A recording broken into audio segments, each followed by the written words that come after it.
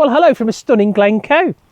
Today's vlog is all about three mountains, Ben Fadder, Garb Annick and Annick Dhu. And they make up the Three Sisters of Glencoe, which is an iconic sort of feature of the valley. So the plan is to go and have a look. I've got several locations. I've got one with a wonderful vista looking out, and then I've got one with a bit of a waterfall going in. I've got Fern with me today, so she's going to keep me company, but you can keep me company as well. So come along and let's go and see the Three Sisters of Glencoe. I got you,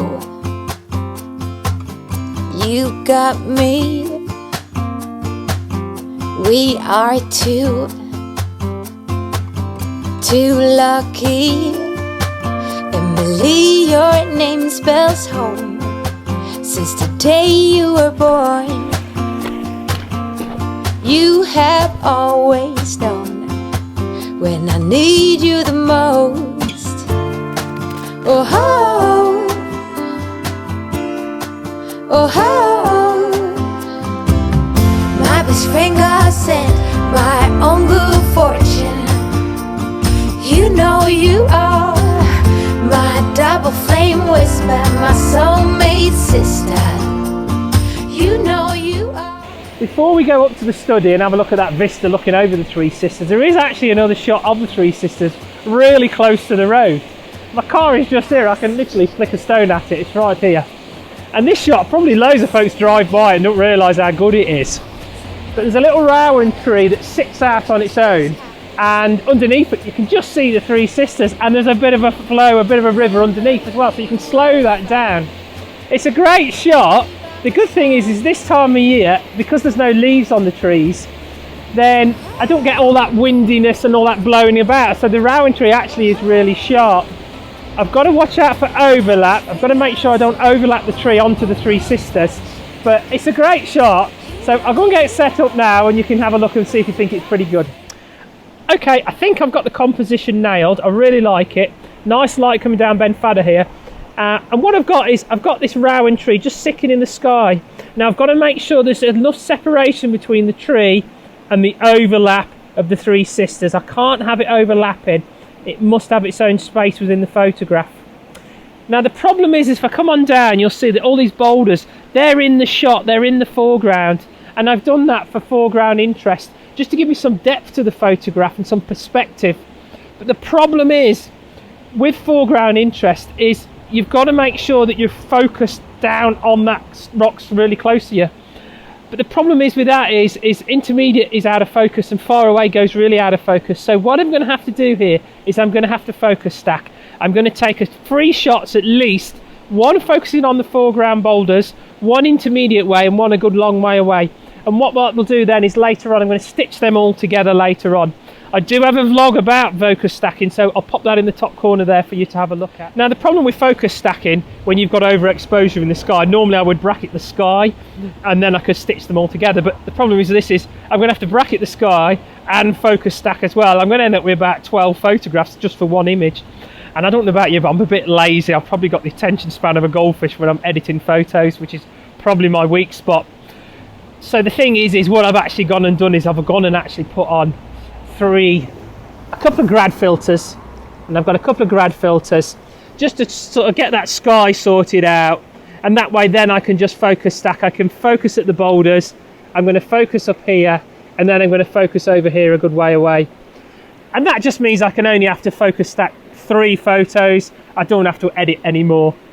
I've also popped on a 6-stop filter, and what that's going to do is slow this water down and give me that milkiness which I'm looking for, because I'll get the really sharp rocks and that milkiness either side. Now normally when I'm doing water, I like to bang on a polarizer just to remove the glare from the shot. But the thing is with this shot is, because everything else is very dark around it, then kind of what I want is I want the foreground and this lightness of the water to give me some contrast between this dark area here. If I darken this with a polarizer, then I would see into the water, which might be to my advantage, but then that whole area then would be dark and I wouldn't get that contrast. I kind of like the shot because I've got this light section here and then obviously the light at the sky with this sandwich of dark lensy sort of stuff in the middle.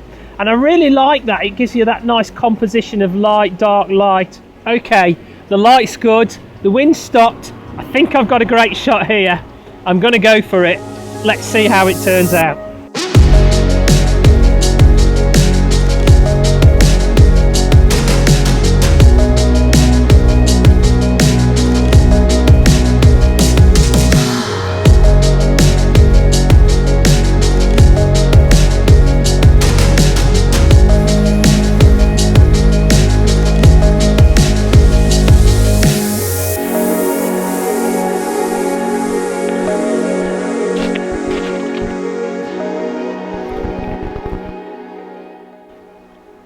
So I've just come to the first bridge. It's a little stone granite bridge and it's fantastic, it really is there, look. And I just think it's really great for a shot, but I've wandered around a little bit. I'm going to give it a little bit more time, wander around, see if there's a composition that I like. Its orientation is just not quite right. If I could turn it around a tad and then I'd get the Three Sisters in the background, it'd be amazing. But it's just not quite there. But let me explore, I might get something. Well, this composition might work. It's not too bad. I've got the little bridge there. Maybe if I move over and put the bridge on the left a little bit. It's a bit boggy down here. Let me see. Yeah, it's just not quite there, is it? It's overlapping. This is overlapping Ben Fadder here. It's just not quite working for me. I think maybe if I come back up, maybe if I had a bit more light, because the light's a bit flat at the minute. Yeah. You know what? I think I'm going to leave it and get onto the main shot and then put this one in the bag for next time, and maybe if the light's great, maybe come back for this one. So just over there is a stone igloo structure, which is actually a coffin cairn. And what the coffin cairns were cairns where they would rest the coffin.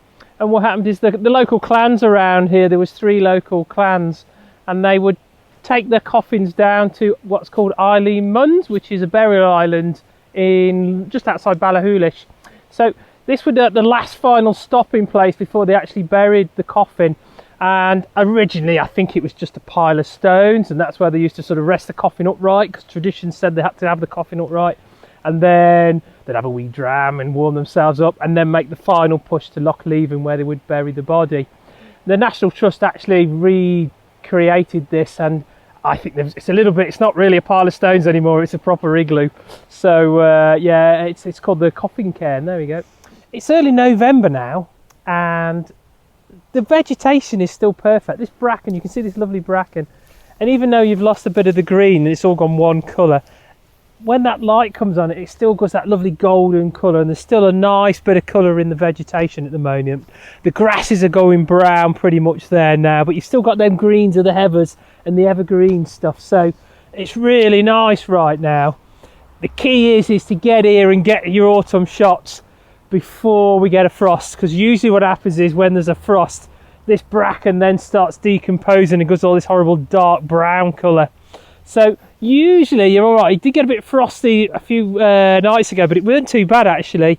And as long as it doesn't go, I can still see there's plenty of life. So fingers crossed you don't get a frost too early, but you do want a little bit of frost obviously later on in November, December, because a little bit of snow on the ground, bit of snow on the tops actually works quite nice.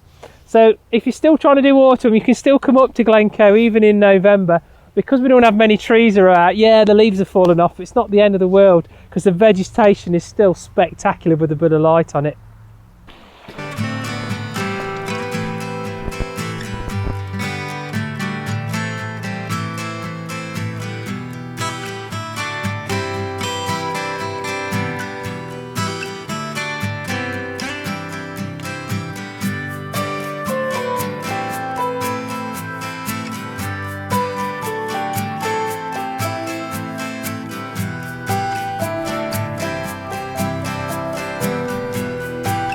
So we're just coming to the study now, and here's the big reveal. Here is this beautiful vista. Wow, look at that, fantastic, isn't it? And there you go. Three Sisters of Glencoe, looking all the way down the Passaco. Look at that, Annakeeger on the right.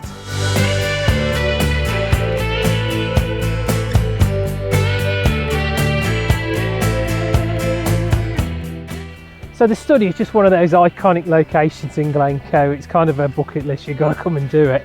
If you get the light right, it's fantastic, but if the light goes a bit flat, it does go a little bit flat itself, the shot. The reason being is I've got the light coming in on my left hand side here over Ben Fadder. So what happens is all the glen itself, as I flip you around, all the glen itself, this left hand side with the magic finger comes, and that usually gets in shadow most of the day. The advantage is if you get some light rays coming down, they can come down the Lost Valley here or Stob Corrinan Loch and the other valley there, and it just lights up the Anikiga there, which is fantastic. So that's what I'm looking for, a beam of light coming down, lighting up the right hand side of the glen. I can see a big break in the clouds, so I'm quite hopeful it's going to come, but it's quite high pressure today, so it's painful watching this cloud slowly move across the glen, and I can see the light coming behind me, and it's just going to be fantastic. But have I got the patience to wait? Of course I've got the patience to wait.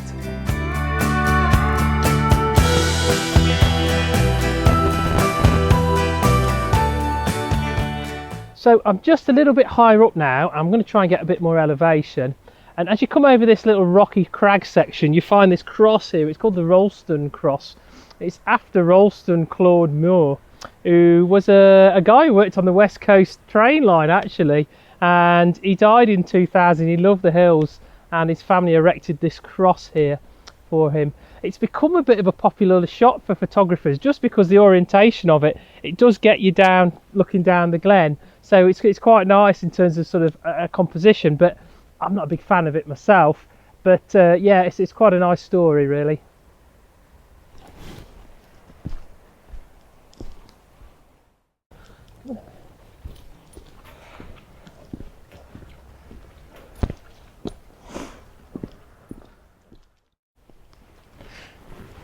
Ooh, time for a brew, I think. Actually, if you look behind me, there's a stone structure here. That kind of shed was actually an ammunition store, believe it or not, and it's because there's 5 pillboxes located around this area. And the theory was that in World War II the Germans could bring a submarine up to Loch Leven and then they would invade Glasgow from the north here. So the Home Guard, the poor guys, were situated over a few years and built these 5 pillboxes. And actually one of the pillboxes is what I'm actually going for to give us some nice foreground interest, and it's just above the hill here.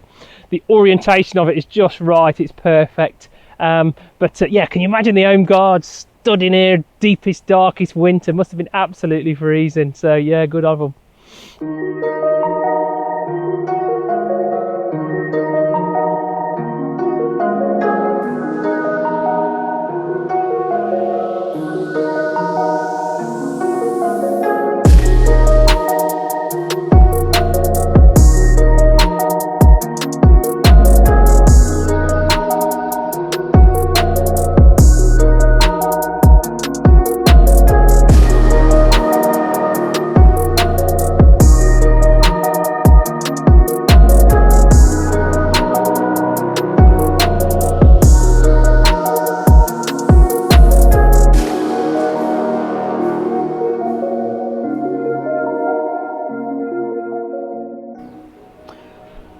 Okay, I've got the composition I like. What you can see is I'm going to come in with a magic finger.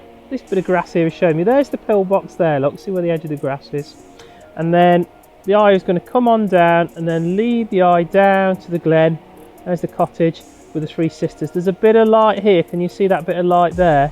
So that's okay, but not enough, because what I want is, coming down here is the Lost Valley. The top of the grass is showing you the Lost Valley, and what I want is light rays coming down here, because that sun is on my left hand side. So coming down here I've got a little bit but not enough, and this foreground is quite dark here as well. So I am going to hang fire and see if I get more light.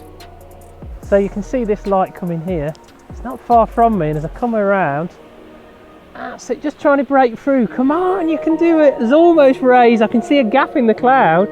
If that opens up a bit more, the colours will be amazing. I can just see a bit of light coming over Ben Fadder there, look. Oh, come on, this is so exciting.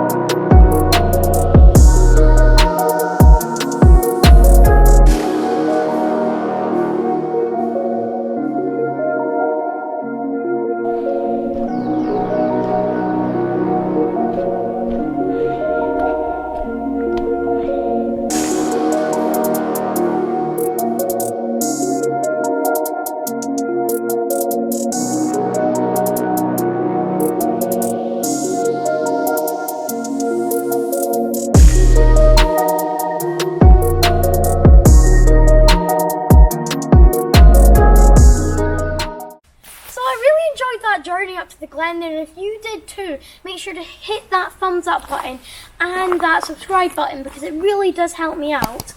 And also, this is my video. Get out of it. It's not. Sorry about that.